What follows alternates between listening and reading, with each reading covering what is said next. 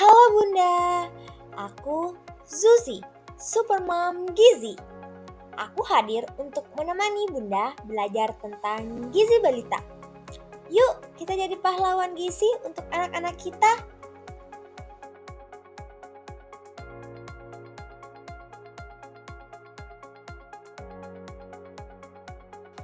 Gizi kurang terjadi saat anak tidak mendapat cukup makanan bergizi sesuai kebutuhannya, yang mengakibatkan tumbuh kembangnya terhambat. Ada dua penyebab utama gizi kurang. Faktor langsung, yang berarti penyebab datang dari anak itu sendiri, seperti anak tidak mau makan atau makan cuma sedikit. Kadang juga karena anak sering sakit, seperti diare atau infeksi, sehingga zat gizi dari makanan tidak bisa diserap dengan baik. Nah, kalau anak sering sakit dan makannya kurang, berat badannya pasti akan sulit naik. Faktor tidak langsung. Kalau faktor tidak langsung berasal dari lingkungan keluarga, seperti ekonomi keluarga terbatas. Jadi, makanan yang disediakan kurang bervariasi atau pola asuh yang belum tepat. Misalnya, anak dibiarkan jajan sembarangan dan lebih suka makanan instan.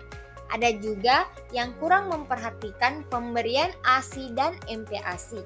Misalnya, bayi diberi makanan terlalu cepat sebelum 6 bulan. Padahal seharusnya cukup ASI saja dulu. Nah, hal-hal seperti ini bisa membuat anak kekurangan zat gizi tanpa disadari. Perhatikan tanda-tanda gizi kurang.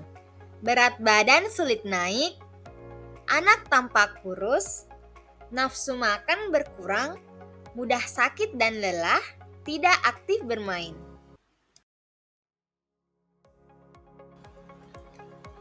Dampak yang terjadi pada anak gizi kurang.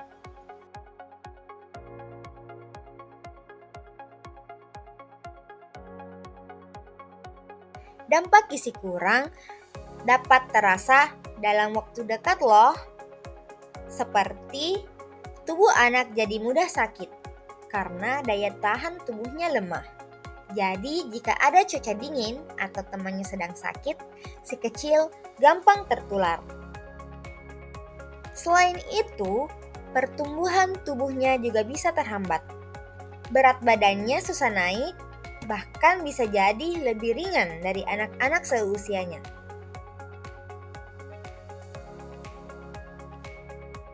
Yang lebih perlu diperhatikan, gizi kurang juga mempengaruhi perkembangan otak anak. Anak jadi kurang terlihat fokus, mudah lelah, makanya penting untuk memastikan anak makan cukup dan bergizi setiap hari agar tubuh dan otaknya bisa tumbuh maksimal. Kalau kondisi ini dibiarkan terus-menerus, efeknya bisa terasa sampai besar nanti. Anak yang kurang gizi sejak kecil cenderung sulit berkonsentrasi saat belajar di sekolah. Mereka juga bisa mengalami penurunan prestasi karena otaknya tidak berkembang dengan optimal di masa balita. Dan dampaknya bukan cuma di masa sekolah saja. Saat dewasa nanti, mereka bisa jadi kurang produktif, mudah lelah saat bekerja, daya tahan tubuhnya lemah, dan akhirnya sulit mencapai potensi terbaiknya. Upaya pencegahan gizi kurang sangat penting dilakukan sedini mungkin. Dengan langkah-langkah sederhana di rumah, kita dapat membantu anak tumbuh sehat, kuat, dan cerdas. Berikut beberapa hal penting yang dapat dilakukan.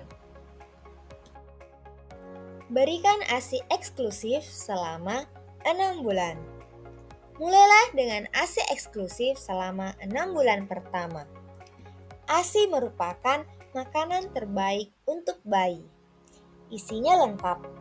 Ada protein, lemak, vitamin, dan zat kekebalan tubuh yang tidak bisa digantikan dengan susu formula. MPASI bergizi seimbang. Setelah 6 bulan, kenalkan makanan pendamping ASI yang seimbang. Isi piring sekecil dengan karbohidrat seperti nasi, kentang, atau ubi. Protein hewani dan nabati seperti ikan, telur, tempe, dan tahu. Serta sayur dan buah. Pastikan warnanya beragam, karena semakin berwarna makanan, semakin lengkap gizinya. Pantau pertumbuhan anak. Jangan lupa timbang berat badan anak setiap bulan di Posyandu. Dari situ, Bunda bisa tahu apakah tumbuh kembangnya sesuai atau perlu perhatian yang lebih. Konsultasi ke tenaga kesehatan. Jika berat badan anak tidak naik, jangan panik. Tapi segera konsultasi ke petugas kesehatan terdekat. Mereka akan membantu mencari penyebabnya dan membuat saran makanan yang sesuai untuk anak.